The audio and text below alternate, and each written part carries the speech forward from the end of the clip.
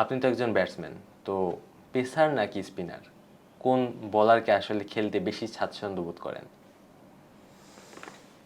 আমি দুই spinner pacer দুজনকেই খেলতে স্বাচ্ছন্দ্য বোধ করি। আচ্ছা, সামনে বিশ্বকাপ আছে, আগামী বছর ওয়ানডে বিশ্বকাপ। যদি টি-20 বিশ্বকাপ নিয়ে একটা আক্ষেপের কথা বলতেন, তবে ওয়ানডে বিশ্বকাপ আসলে ক্রিকেটের সবচেয়ে বড় আসর। তো সামনে প্রায় 1.5 বছরের মতো সময় আছে। আমাদের এই খুব সম্ভবত নেক্সট মান্থ ডিপিএল শুরু হবে। তো ডিপিএলে তো অবশ্যই খেলবেন যদি সব কিছু ঠিকঠাক থাকে। তাহলে কি মনে হয় যে সামনে যে ঘরোয়া লিগগুলো আছে এখানে নিজেকে প্রুভ করে বাংলাদেশে ওয়ানডে স্কোয়াডে ঢোকা পসিবল কিনা আপনার জন্য? পসিবল কিনা এটা আমি ঠিক বলতে পারছি না, বাট আমার আমার যে টার্গেটটা সেটা হচ্ছে ডিপিএল হোক, ঘরের যে কোনো টুর্নামেন্ট হোক বা যে কোনো খেলাই হোক, আমি আমার মানে পারফরমেন্সটা শো করা। আমি যদি ভালো পারফর্ম করি, ইভেন নির্বাচকরা যদি তারা যদি মনে করে যে আমি ক্যাপাবল এই ফরম্যাট খেলার জন্য, তো তারা যদি চান্স দেয় অবশ্যই আমি খেলতে পারবো। সামনে যে এই বিশ্বকাপটা হবে সাউথ আফ্রিকার কন্ডিশনে, সেখানে পিওর স্পোর্টিং পিচ হবে। এখানে বাংলাদেশের যে পেস বোলারদেরকে কিভাবে দেখেন? না, আমি আশা করি তারা সবাই ভালো করবে, কারণ এখন দেখেন প্রত্যেকটা পেসারই অনেক জোরে জোরে বল করতেছে। তো ওই সব জায়গায় যদি লাইন লেন্থটা ধরে যদি বল করতে পারে, ইনশাল্লাহ সবাই ভালো করবে। আসলে ক্রিকেটের প্রতি যে এই অ্যাট্রাকশনটা, এটা কিভাবে শুরু হয়েছিল? অ্যাট্রাকশন ধরেন, আমি যখন গ্রামে যখন টেনিস খেলতাম তখন মানে ছোটোবেলা থেকে আমি সিনিয়রদের সাথে খেলতাম। তো ওনারা তখন থেকেই যখন সিনিয়ররা যখন ছয় মারতো তখন আমারও মানে চিন্তা থাকতো যে না, ওরা এত বড় ছয় মারতেছে তাইলে আমিও মারবো। তো তারপর থেকে আমিও জোরে জোরে মারা শুরু করলাম, তো দেখলাম যে এক পর্যায়ে হচ্ছে।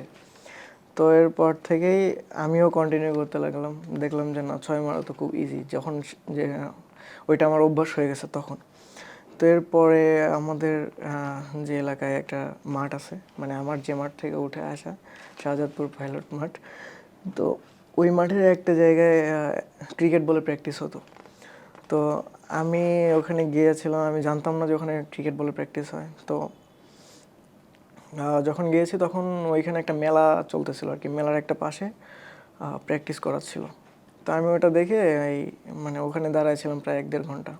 আমি প্র্যাকটিস দেখলাম সবারই। তারপর থেকে একটা মানে কেমন জানি ছিল যে না, আমি এখানে খেললে হয়তো আমি ভালো করব। তারপরে একাডেমিতে ভর্তি হওয়া। আপনার ক্রিকেটিং আইডলকে? ক্রিকেটিং আইডল বলতে ওরকম কেউ নয়, বাট আমার KL রাহুলের খেলা পছন্দ। তারপরে যদি বলি যে বিরাট কোহলি নাকি সচিন টেন্ডুলকার, কাকে চুজ করবেন সচিন টেন্ডুলকার। এবং কেন? Classical version.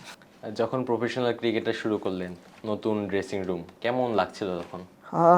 সত্যি বলতে যখন আমি প্রথমবার বিপিএল খেলি, যখন মানে প্রথমবার বিপিএল প্রথম প্র্যাকটিসে যেদিন যাই, ওই দিন থেকে অনেক নার্ভাস ছিলাম প্রথম 2-3 দিন, কারণ আমি এর আগে কোনো সময় তামিম ভাইয়ের সাথে ড্রেসিং রুম শেয়ার করি নাই বা ওনাকে এত কাছ থেকে দেখি নাই।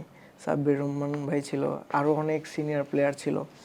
তো প্রথম কিছুদিন অনেক নার্ভাস ছিলাম, তারপরে ওনারা মানে ছোটো ভাইয়ের মতো যখন ট্রিট করতেছিল তখন আস্তে আস্তে নর্মাল হচ্ছিলাম। আপনার সামনে ধরেন একজন বোলার, লিজেন্ডারি একজন বোলার, আপনার কাছে অপরচুনিটি আছে 6টা ছক্কা মারার, তাহলে কাকে 6 বলে 6টা ছক্কা মারতে চাবেন? এরকম কোনো টার্গেট নেই আমার। যদি অপশন থাকে যে একটা 6 মেরে ম্যাচ জেতানো, তাহলে যেই বলারকে না হোক আমি চেষ্টা করব 6 মেরে ম্যাচ জেতানোর। আচ্ছা, যদি একটা সুযোগ আসে, বিভিন্ন লিজেন্ডারি ব্যাটসম্যান রয়েছেন সচিন টেন্ডুলকার থেকে শুরু করে আরও অনেকে, তো যদি একটা সুযোগ পেতেন যে না, পিছনে ফিরে যাব এবং একজন লিজেন্ডারি ব্যাটারের সাথে 100 রানে পার্টনারশিপ করব, কাকে চুজ করবেন? AB de Villiers. কেন? ওনার 360 ডিগ্রির জন্য। আচ্ছা, তাহলে আমরা যদি এখন র্যাপিড ফায়ারে চলে আসি, আর র্যাপিড ফায়ারে বেশ কিছু কোয়েশ্চেন্স আপনার জন্য রেখেছি, সেখানে ক্রিকেটও আছে এবং ফুটবলও আছে। তো প্রথমে ক্রিকেট থেকে আসলে শুরু করি। বিরাট কোহলির কাভার ড্রাইভ নাকি AB ডিভিলিয়ার্সের 360 degree shot? AB ডিভিলিয়ার্সের 360।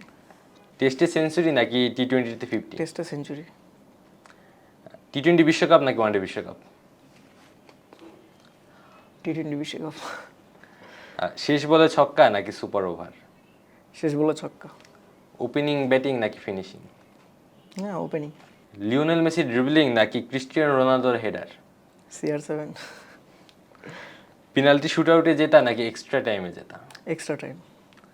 Hat trick করা নাকি লাস্ট মিনিটে উইনিং গোল? লাস্ট মিনিটে উইনিং গোল। ফিফা ওয়ার্ল্ড কাপ নাকি উয়েফা চ্যাম্পিয়ন্স লিগ জেতা? FIFA world cup. ব্রাজিল নাকি আর্জেন্টিনা? Tough question.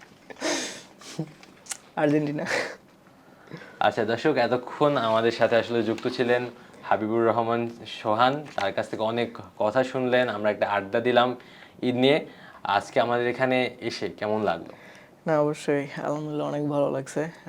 এইভাবে কোনো সময় আসা হয়নি বা কথা বলা হয়নি, তো থ্যাঙ্কস আপনাদেরও রাখার জন্য। আশা করি ঈদটা আপনার জন্য খুবই ভালো কাটবে। হ্যাঁ ইনশাল্লাহ। Thank you. শুনছিলেন এতক্ষণ আমাদের বাংলাদেশের ফিউচার স্টার হাবিবুর রহমান সোহানকে নিয়ে। আশা করি তার ক্রিকেটিং ক্যারিয়ারটা অনেক ভালো কাটবে এবং এবারের ঈদটা তিনি অনেক ভালোই এনজয় করবেন।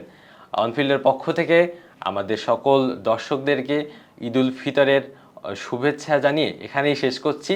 আবারও দেখা হবে অন্য কোনো পর্বে। ততক্ষণ পর্যন্ত ভালো থাকুন, সুস্থ থাকুন। আল্লাহ হাফেজ।